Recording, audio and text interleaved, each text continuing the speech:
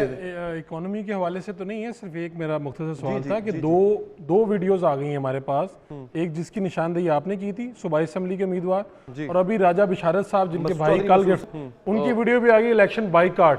PTI तरदीद कर रही है, पीटीआई तरदीद अच्छा, कर रही है। लेकिन ये जो वीडियो आ रही है तरदीद की, इसके ऊपर मैं इनसे जानना चाह रहा हूँ कि इनको सब स्मूथ लग रहा है इलेक्शन के हवाले से, सब ठीक लग रहा है? इलेक्शन स्मूथ है एहसन इकबाल साहब? देखिए, इलेक्शन मुझे लगता है अल्लाह ताला के फजल से बड़े स्मूथ हैं। देखिए, पीटीआई इस वक्त बिल्कुल डिसअरे में है, और मैं अपने हल्के में पिछला इलेक्शन भी लड़ चुका हूं, जबकि बड़े मुश्किल हालात में हमने लड़ा था। आप यकीन कीजिए कि union council after union council, वो लोग जो पिछले इलेक्शन में हमारे मुखालिफ थे, अब वो पीटीआई से हमारे शुरू कर रहे हैं, हमें बुला रहे हैं, और वो समझते हैं पीटीआई ने जो डिजास्टर किया है और उनका मुस्तकबिल नहीं है, वो एक हारने वाली साइड पे शायद, और वो बड़ी तादाद में ये मैदान शुरू कर रहे हैं। अच्छा ठीक है, अब सवाल जी एहसन साहब, मैं रिजवान रजी। आप जब पावर प्रोजेक्ट्स लगवा रहे थे तो एक लेवल पे चाइनीज़ ने भी आपको ये एडवाइस किया था कि ये आपकी ज़रूरियात से बहुत ज़्यादा हैं, ना करें, लेकिन आप लोगों ने इसरार करके वो लगवाए जो आज हमारे हुए, जिनके कैपेसिटी चार्जेस पेमेंट करना हमारे लिए प्रॉब्लम हो रहा है।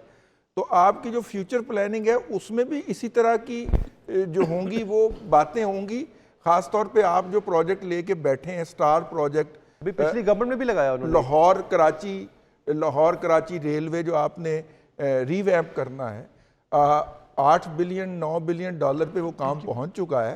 तो हमारा क्या, हम डेट लाइबिलिटीज उसकी डेट सर्विसिंग करने के काबिल है हमारी इकॉनमी, या इसी तरह हमारे घाटे फिट होगा? जो आपने पावर प्रोजेक्ट की बात की, जो हमने उस वक्त तक प्रोजेक्ट लगाए थे, अगर पाकिस्तान की इकॉनमी 6% पे ग्रो करती रहती तो वो हमारी जरूरत से 1 साल में नाकाफी हो जाते। असल मसला ये है कि जो मोमेंटम ग्रोथ का बना था, पीटीआई गवर्नमेंट ने आते साथ उसको क्रैक किया। पहले वो 1% कुछ फिर हुआ, नेगेटिव ग्रोथ में चल, तो उसकी वजह से जो आपकी डिमांड है वो सप्रेस। नंबर 2, देखिए हमारे मुल्क के अंदर एक एनर्जी सेक्टर की डिस्टॉर्शन वो ये है कि समर आपकी जो कंजम्पशन है वो पीक करती है 24-25 हजार मेगावाट पे, और विंटर्स के अंदर वो ड्रॉप कर जाती है 12,000-14,000 मेगावाट के ऊपर। अच्छा, अब अगर आप गर्मियों की डिमांड को मीट करेंगे, जीरो लोड शेडिंग आपको गर्मियों में, और अगर आप 25,000 मेगावाट या 28,000 मेगावाट पे सप्लाई करेंगे तो लामहला वो सर्दियों के अंदर एक्सेस हो जाएगी। और अगर आप चाहते हैं कि कोई चार्जेस ना हो तो फिर आप सर्दियों की जो डिमांड है उसके ऊपर लगाएंगे, तो गर्मियों में आपको 8-8 10-10 सेटिंग करनी पड़ेगी। तो ये एक हमारा सिस्टम का भी जो कंजम्पशन पैटर्न है उसका भी एक क्राइसिस है, या कह लीजिए उसकी एक कॉन्ट्रडिक्शन है कि एक टू है कि जिनके दरमियान आपको लोड मैनेज करना है। तो अगर साथ ही हमारी जो डिमांड है वो कोलैप्स कर जाए इकोनॉमी के ग्रोथ कोलैप्स करने से, तो ऑब्वियसली वो जो आप डिमांड प्लान फोरकास्ट की थी कितनी रिक्वायरमेंट होगी वो फिर हो जाएगी।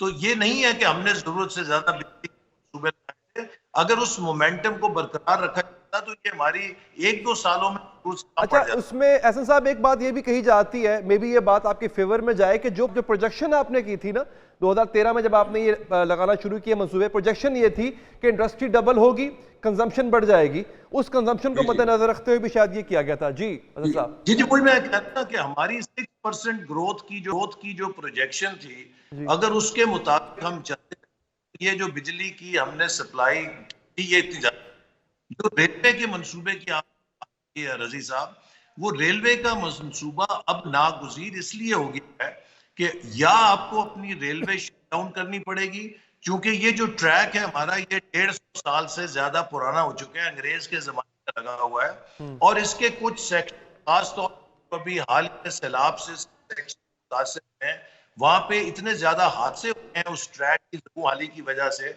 और फिर इसकी डिटीरिएशन की वजह से हमारी मुसलसल ट्रेन स्पीड हमें घटानी पड़ रही है, जो कभी 110 किलोमीटर हुआ करती थी, अब 60 किलोमीटर तक आ चुकी। राइट,